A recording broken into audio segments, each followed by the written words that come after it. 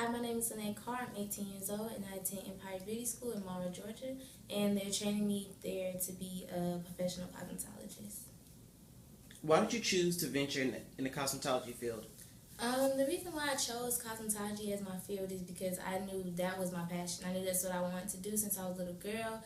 But originally I wanted to be a teacher, but I knew for a fact waking up every single day, that's not what I wanted to do. I want to wake up to doing different things and seeing new things and different people. And I know that hair will bring me that, so I chose hair.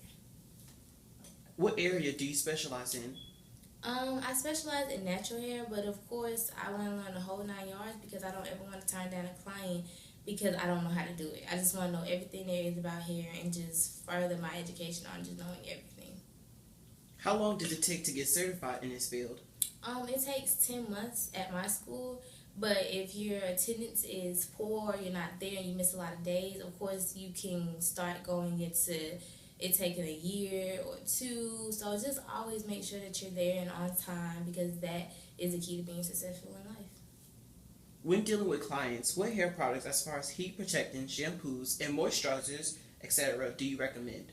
Um, I recommend anything professional because professional products always takes care of the air rather than the beauty supply stores. Of course, they take care of the problem for like a week or two, but your hair is still gonna have that same issue.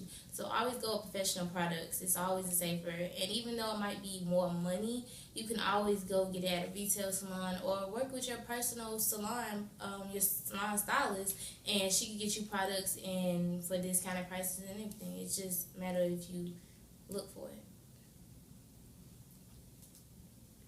When working with clients here, what heat temperature do you use or recommend, and what type of heating plates do you use? Um, I recommend using low heat, but of course you have different hair textures, so you might have to go up to the highest heat, which of course is 450. The plates that I like are titanium, and that's because natural hair is more coarser and thicker, like my hair, of course. My hair is not really gonna get straight with a 350 or 250. That it would look like I just did a blowout. So of course I always just make sure I minimize my passes with the plait I do. I always stick to 1 to 2. If you have to go over more than that, of course lower your temperature. It just helps to keep the hair intact and not break it. Or you can use ceramic, which is the other type of plates that they have. But it's really a personal preference on what you prefer to work with. I mean, ceramic is non-metal, titanium is metal. It's just your personal preference on what you want to use. What do you think is the biggest mistake most users do when applying heat to their hair? The biggest mistake that most people do is you feel like your hair has to be straightened Monday through Friday. When in reality, you straighten it Monday, it should last you till Friday if you take the proper steps to keeping it straight, which is, of course, wrapping, brushing it a certain way, combing it a certain way. Don't put heavy oils on your hair because, of course, it's going to weigh your hair down. You're going to be like, I got to do this all over again. You know, you're damaging your hair to get it straight when you can keep it straight just by wrapping it.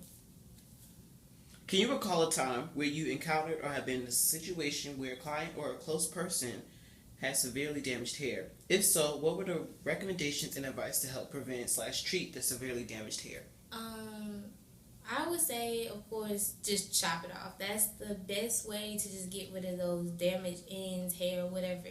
Because chopping it off is just renewing your whole entire hair. It's just fresh hair. But of course, you have those people who are hesitant to just chopping it all off. So of course, you could always do every other day visit with your stylist and just chop it off as it grows. So chop, grow, chop, grow.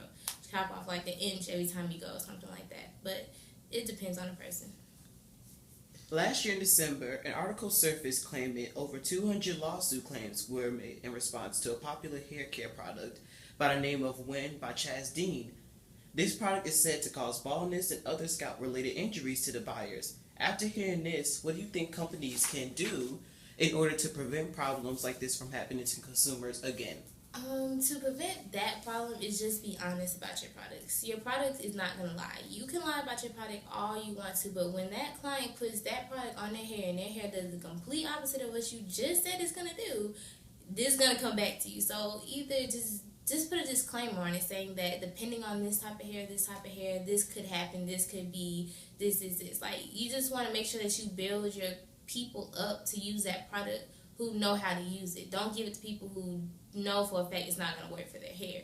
So just always be upfront about your product and be honest. Last question. How do you respond to the blatant backlash of high school graduates that enroll in trade schools versus four-year colleges? The way I deal with it, of course I have those negative Nancy's in my ear who's like, hair school is not a real school, it's a trade school that's not real.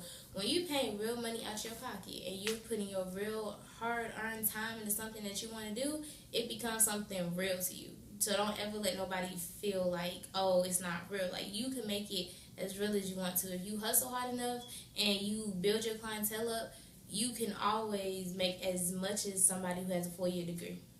It's just how hard you're going to go at the thing. Do you have any materials from your trade school? Yes. I have a certificate for honor roll. There's always a theory. There's a theory side to doing the hair. You have to learn about the hair. You have to know the inside and outside. So, of course, they quiz you and they test you. So, you do get grades. So, don't think that it's just you do hair all day. No, you get grades.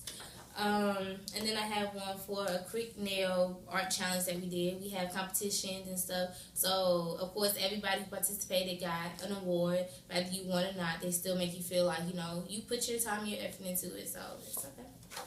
And then I have outstanding attendance because I'm always at school on time. I don't want to have to be there no longer than I have to.